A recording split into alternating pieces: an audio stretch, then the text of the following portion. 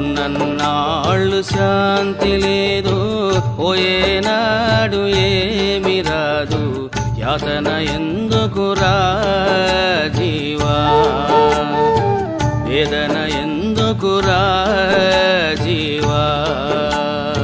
ఎన్ని నాళ్ళు ఈ మోహమురా, ఎన్ని నాళ్ళు ఈ దుఃఖమురా. ఆత్మజ్ఞానం తెలుసుకోవేరా.